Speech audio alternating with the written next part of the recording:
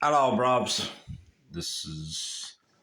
I was going to drink another beer for a beer review, but I feel like I need to get this book out of my goddamn life. So let's go with Napoleon, Bisexual Emperor, Major General Frank Richardson, MD. We're on the last chapter. It's only 9 pages. I don't know if I can fit it into a video, but let's try. Chapter 12 Personality and Achievement. Although Dr. Pretorius, in his article written in 1921, which is referred to in Chapter 8, concluded from the evidence available to him that Napoleon was probably not homosexual, he commended the study of the sex lives of great men as a work of real importance because of the powerful influence of the sexual instinct upon human nature, particularly when there is any suggestion of homosexuality, with its special emotional pressures and the social difficulties to which it may lead. A balance must be struck between the tendency of some writers, especially those who are themselves homosexual, to throw their net too widely and to include in the category on rather slender evidence many great names, especially in the world of art.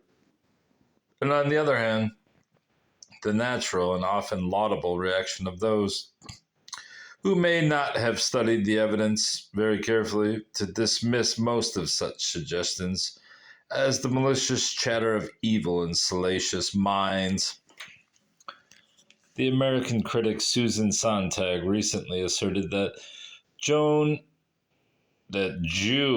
Jews and homosexuals, I don't know why I thought Joan of Arc, probably because I drank a beer in 14 seconds. Jews and homosexuals are the outstanding creative minorities in contemporary urban culture. Notes on camp number 51. Since it became permissible to write about and refer to homosexuality in respectable society, the list of men in whom this trait was perceptible has been augmented with almost monotonous frequency. But it is well to remember that this is no new fad. Dante was among the first to draw attention to the fact that homosexuality is common in men of genius or outstanding ability. The best known examples among great artists are Michelangelo and Leonardo da Vinci, recently posthumously psychoanalyzed by Dr. K.R. Isler, and among musicians a well-recognized case is Tchaikovsky. Carl Jung believed that although it is possible to draw inferences about an artist from his work, these inferences are never conclusive. There is nothing in the ring of the Nibelungs that would enable us to recognize or definitely infer the fact that Wagner occasionally liked to wear womanish clothes. He wrote, but hidden connections exist between the heroic masculine world of the Nibelungs, I don't know how to say that, and a certain pathological effeminacy in the man Wagner. It may have been significant that Wagner was the favored composer of the Nazi leadership, believed to have been considerably tainted by homosexuality. And in this connection, even a doctor may perhaps be allowed to use an emotive adjective. In the field of literature, it might seem that Wilhelm Steckel goes too far when he suggests that because Goethe and Earl Koenig has beautifully exposed the boy's homosexual fantasy, it represents his own discharge of such suppressed ideas. The fact that homosexuality often coexists with the artistic temperament implies that the deviation calls for some repression of the sexual instinct, of which the driving force may then be directed into respectable channels so that homosexual individuals of good character, well, I mean, that's just a fucking base statement there, buddy, retain their self-respect and find self-justification and realization of their ambitions by striving to excel in various fields of endeavor, artistic, cultural, or philanthropic. It is recognized that men with repressed homosexual tendencies may choose such careers as the armed forces and the teaching profession, or devote themselves to work with boys' clubs and similar organizations, leading chaste and useful lives, helped by sublimation of the driving force of the sexual instinct. Some psychologists believe that true sublimation is attained very rarely, perhaps only in the dedicated priest. Whatever may be the truth of this, it is probable that many men have been enabled to make a success of their lives' work by some deep-seated driving force, of which many of them may have been more or less unaware. It would be fruitless to carry such speculations too far, and especially to allow homosexual writers to claim that their deviation is a desirable thing in the cause of art. The impulse of more normal emotions must be every bit as strong. When sexual deviation affects those who are born to be rulers of men or those who may seize power for themselves, it is not only a personal concern, but may complicate the lives of others and even trouble the world. Sir Richard Burton's list of homosexual monarchs is, in addition to Napoleon, included Alexander the Great, Julius Caesar, Henry, or is it Henri III, Louis the Eighth, or is that the 13th, and Louis the 18th of France, William the Second of Holland, Frederick the Great, and Peter the Great. Homosexual kings of England, as well as Dutch William, were William the Second, whose court was a resort of perverts, Edward the Second, and Richard the First, Dick One, as we call him. The theme of Nora Loft's novels, The Lute Player, is Richard's homosexual friendship with Blondel. If Napoleon had known of this, he might have been even less amused that he was by the efforts of a German scholar called Richardson to prove that Blondel's real name was Bonaparte and that he was an ancestor of Napoleon. Poor Berengaria's married life seems to have been a complete fraud. Perhaps it was his inaptitude for family life which sent the Lionheart restlessly crusading. And when Alexander the Great lamented that there were no more worlds to conquer, his boredom may have been made more unbearable by failure to conquer in a field in which lesser men were more successful, that of women's hearts. Homosexuality, then, may in some cases be a spur to artistic development and has driven some men to make war successfully, others to become bullying, aggressive dictators. A good reason for wanting to prevent, or if possible to cure this and other deviations is that more often than not they lead to unhappiness.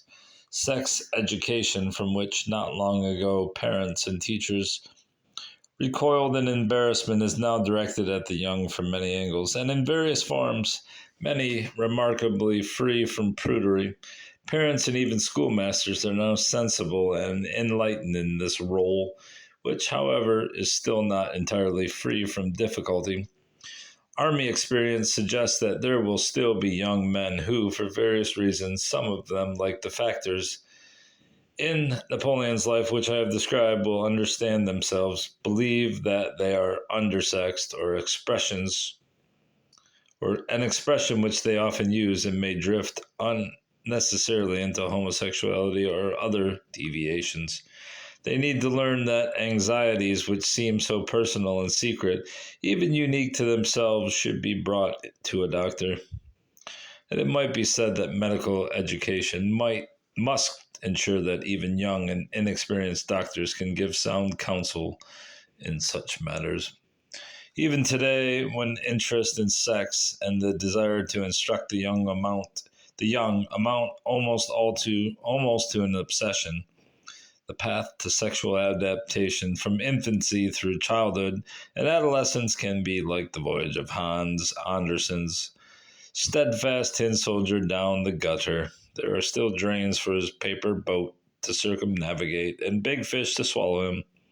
But the opinions of psychologists and others who warn us of the perils of the voyage are probably colored by their experiences with the shipwrecked few. Somehow or other, most of the paper boats survived the turbulent gutter and reached the placid lower reaches of the river before bobbing off on the still, potentially stormy sea of marriage and family life. Somehow babies contrive to get born without the help of the BBC. Is that big black bird? Prevention of sexual repression might not protect society from the rise of some new dictator, though it could help to remove at least one potent cause of cruelty and prevent some of the sadistic assaults of which we read too frequently. But aggression is part of the heritage of all creatures, and a spate of books, articles, and television programs has inundated us with reminders that man, the naked ape, is not only one of the most aggressive of species, but because of his unique advantages, also one of the most destructive. But surely the naked ape has something more. He is alone, or nearly alone, in his willingness to sacrifice himself for the good of the tribe, or more specifically for his comrades. He has the gift of camaraderie. It's comradeship, I guess. All right-minded people must share Lady Wooten's hope that someday we may celebrate the year in which no one was killed on purpose. Survivors of war can never be warmongers, but their sundial minds tend to record only the brighter side, the comradeship and self-sacrifice, and they know just what General Patton meant when he said war is the supreme test of man in which he rises to heights never approached in any other activity. Now that we must hope that the nuclear threat has outlawed, major war outlets must be found for man's aggression and lust for conquest.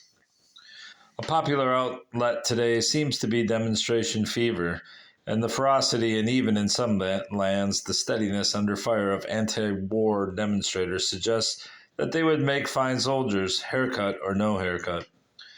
This is a less dangerous safety valve than our roads, where the aggressive competitive driver, usually male, except at the time of day when typists in their minicars are bursting to beat the boss to the office, makes his contribution to the annual butcher's bill of some 7,000 killed and 300,000 injured in this battle of the road. The finest outlet is, of course, an adventure encouraged by the Duke of Edinburgh, the armed services, and other organizations.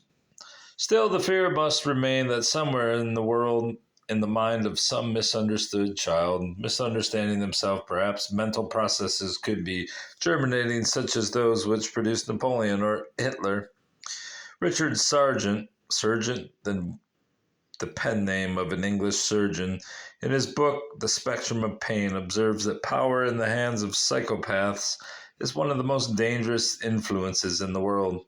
He goes on to say, the majority of people under normal conditions have no conscious wish to hurt or quarrel with their neighbors. Their tendency to do so under powerful leadership does show that deep instincts are easily aroused, and the clear inference is that our leaders should be selected with the very greatest care. The ridiculous ease with which any plausible power-mad psychopath can take over control of groups, unions, parties, and entire countries is the kind of atavistic lunacy that needs urgent attention. It will certainly continue so long as rulers spring from political upstarts and the more bombastic members of the armed forces. As a consulting surgeon, the author has, of course, sound advice to offer about treatment and prevention. He hopes that someday the answer may lie in a combination of ultra-hypnosis and microsurgical manipulation of chromosomes. It may sound like science fiction, but it might be rash to dismiss them lightly in this age of breathtaking scientific achievements. As things are at present, however, he is clearly right to stress the importance of education, saying that the problems of devising and running a system of teaching that will conquer cruelty are formidable indeed, but eventually they will have to be overcome, and this can only be expected when teaching is one of the most highly trained and best paid professions in the world, with scrupulous selections and screening of those privileged to guide the young. Plausible power-made psychopaths, political upstarts, more bombastic members of the armed forces. Napoleon is the supreme example of all these, and the most interesting, and even perhaps the most attractive of them all. So great that we never bothered to call him the Great, his final failure adding to the luster of his legend, as it gave him time to work at it, to polish it, and to entrust it to faithful apostles for further embellishment, future embellishment. His life ended in profound unhappiness while he was fucking jailed, crystallized in that poignant outburst. Do you think I have no bad moments when I lie awake and think that what I was and what I am? Yeah, he was in jail, buddy. House arrest on an island. The historical importance of those 5.5 years in St. Helena does not lie in the sordid and pitiful story of his petty quarrels with the governor, the strange going-ons in his tawdry little court, or the visible decay of his intellect, but in the use which he deliberately made of his terrible situation to consolidate his place in the affection of the French people and in history. As he approached the end of his wonderful saga, he withdrew more and more within himself, striving to see himself as he hoped history would see him. Most of his time was spent in talking about himself and dictating his own version of his life story. He contrived to persuade himself that his defeat could be made to contribute to his glory. Misfortunes also have their heroism and their glory. My career lacked adversity. If I had died on the throne, in the clouds of my omnipotence, I would have remained incomplete for many people. Today, thanks to misfortune, I can be judged for what I really am.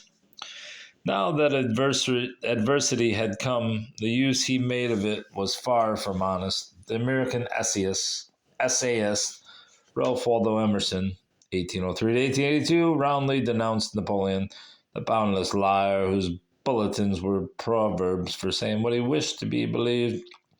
And worse, he sat in his premature old age in his lonely island, coldly falsifying facts and dates and characters, giving to history a theatrical eclat.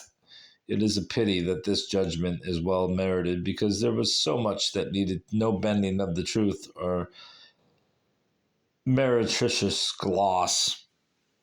Instead of suffering a gradual decline in power and influence in France, Napoleon was swept away in a storm of tragedy which engulfed also the French people, yet left them with cherished gleams of glory to soothe their battered national pride.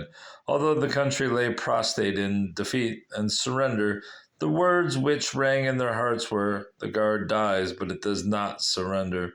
And how high Napoleon had raised their pride before its fall. To be a Frenchman, and especially a French soldier, must have seemed the greatest thing on earth. As Count Vandal said, Napoleon for a time lifted Frenchmen above mankind. In St. Helena, Napoleon's self-appointed task was to assure them that all was not lost, that it had all been worthwhile. He fabricated a cloak of respectability to clothe the Napoleonic era in untarnishable glory, and incidentally to justify and glorify dictatorship in general. Hitler and his accomplice Mussolini were luckily not given time to justify their Napoleonic pretensions. Although the English hated Napoleon as cordially as they were later to hate Hitler, our acceptance of the Napoleonic legend of Lord Rosebery's Napoleon of our preconceptions makes it quite distasteful to compare the two dictatorships. Yet there are certain inescapable similarities. Napoleon's France sounds very like Hitler's Germany. Everyone had to have a uniform, and unlike the British, who can hardly wait to get into plain clothes, everyone loved to wear uniforms at all times, not only military men, but civilians. Wellington wore plain clothes in battle and in the peninsula, like General Montgomery. In the western desert, he hardly worried what his soldiers wore, so long as their weapons were in good order.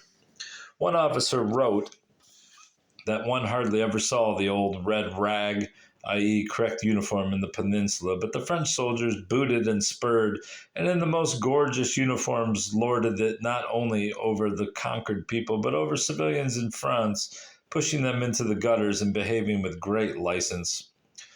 Wellington had to rebuke his officers for dueling and rowdy behavior, such as jumping onto the stage in the theater in Lisbon, and annoying the audience, but they did not ill-treat or despise, still less kill civilians, and their compatriots would never have put up with such conduct, not being a military race, unlike the French, to whom military glory, the word really need a capital letter, meant everything. Count Alfred de Vigny, the poet and author who joined a French royalist regiment just before Napoleon's return from Elba, compared peacetime soldiering to the boredom of incarceration in the belly of the wooden horse, waiting to leap out in Troy. The French like exciting, warlike rulers who will give them victories, and Napoleon understood this and said the French require a prince to be active, enterprising, and courageous, and above all to take them robbing abroad. Though he may have spoken with a smile, this is just what he did. He leaped straight from the wooden horse into legend. The thrill of his early victories in Italy, the pictures of the stranger, thrill of his early long-haired, foreign-looking young general, heroically crossing the bridge at Arcola, leading the Republican armies to triumph after triumph, helped by his genius for publicity, spoke more clearly to French hearts than the grief of the widows and orphans. Later, when the demands of conscription became ever more insistent, when mere boys were called to the colors, parents arrested as hostages for their sons, collective punishments inflicted on villages for a single deserter, then it was too late. Press censorship and the whole sickening apparatus of dictatorship suppressed opposition, though it remained as an undercurrent. In the theater, any covert criticism of the regime which had escaped the censors' notice was hailed with rapture, just as we are told it is under modern totalitarian rule. Yet Napoleon could disregard all this by his staggering achievements, his magnificent personality and driving force. He had compelled his former equals, or superiors, even his rivals, to work for him. For a foreign adopted by the French people as their leader, he had made the nation overwhelmingly powerful with a strong and efficient government, a capable administrative service covering the whole country, and a code of laws accepted by other countries as the basis of their own system of justice. By right of his achievements, he ruled the persons of 36 million subjects, and the hearts of the great majority of them, particularly the soldiers and the young, for whom his rapid rise was an encouragement to their own ambition, the stimulus of the baton in the knapsack. As for those who had achieved the baton, he well knew that his career might encourage higher ambitions, and he kept a wary eye on any who might try to emulate him. Not wary enough, he was shaken by the measure of success of General Mallet's conspiracy in 1812, especially because when Napoleon's death in Russia was announced, no one thought of crying, "Viva Napoleon II." Bitterly, he said, "I am forced to admit that all that I have built is fragile." Only 2 years later, his son had been taken from France to Austria, never to return, and his second wife had deserted him for her lover Neipperg. This was his bitterest memory, to be a Corsican and to forgive such an outrage. The strongest impression left by Napoleon's life in St. Helena is his isolation. His valets gave him simple, unselfish service to the end, acting as nursing orderlies in his painful terminal illness, but the members of his drab little court were weary of him. Las Casas, Gourgaud, and Madame Montholon escaped. The Bertrands wanted to follow them, but Napoleon forbade it, even after he had transferred his confidence from his Grand Marshal and friend of over 15 years to the newcomer, Montholon, who longed to follow his wife to France and has ever been suspected of trying to poison Napoleon to secure his legacy and his freedom. Bertrand, whose disillusionment and ultimate dislike of Napoleon were not to be revealed for nearly 130 years, summed up the feeling of them all when he said sadly to Gourgaud, "The emperor is what he is. We cannot change his character. It is because of that character that he has no friends, that he has many enemies, and indeed that we are at St. Helena." Long ago, Napoleon had said that he felt the isolation of his position because his rise above the masses had been too rapid. Now it was too late to make friends. Real friends to whom he could turn for comfort, in whom he could confide instead of dictating to them. In him, the loneliness of high command reached its highest pitch. A nation had looked to him for leadership, many thousands of them worshipping him and desiring no other God. To whom then could he turn but to God? It is a manifestation of the herd instinct that all individuals need someone to look up to, a leader, a final arbiter for whose approval they can strive. Napoleon had raised himself so high above mankind that the only approval for which he could strive was that of God. When he spoke of the isolation of his position, he added that he had to throw out anchors for his salvation. It has generally been assumed that he was alluding only to his relatives and supporters, but perhaps he really hoped for a sheet anchor in religious faith. He knew that the beliefs instilled in his childhood could not be entirely cast out, and although he often expressed disbelief in Christianity, which he said his intellect compelled him to reject, he admitted that he sought to find religious faith because of man's need of something outside himself. Towards the end of his life, he confessed that, like his heroes Alexander, Caesar, and Charlemagne, he had founded his empire on force, whereas Jesus Christ founded his empire on love, and at this hour millions of men would die for him. And again, an extraordinary power of commanding men has been given to Alexander, Charlemagne, and myself, but with us the presence has been necessary. The eye, the voice, the hand, whereas Jesus Christ is influenced and commanded his subjects without his visible presence for 1800 years. Those who hold that Napoleon was an unbeliever who made public profession of faith only when it suited his political ends may be doing him an injustice. Religious faith might have cured him of the egotism which was the central tragedy of his life. Tsar Alexander I of Russia, Napoleon's enemy who became his sentimentally devoted friend, forgave the rapture of their friendship and said that he pitied Napoleon if he could love nobody. My own study of the great man begun in hostility has ended in sympathy. Having placed Napoleon at about the center of the spectrum of sex, I have gravitated to the position in the spectrum of sympathy. The last paragraph in Professor Peter Giles' book, Napoleon For and Against, begins, "We know that the argument is going merrily on, mindful of C.S. Forrester's warning that where Napoleon is concerned, one can only form one's own conclusions about him. One cannot hope to form those of others. I know that many readers will not share my views, but they may enjoy the argument and help to keep it going merrily on. No, I rather thought this book was a waste of paper. And there's the notes. I don't know if I'm going to end up reading these. What's it, another chapter, basically? It's a lot of fucking notes. I mean, basically, it is one more chapter. 238, so yeah, it's like 11 pages, 12 pages. I don't know. Maybe if we got 10 billion likes, I will do the rest of the notes. 10 billion. That's not many, is it? Goodbye, bruvs. Goodbye.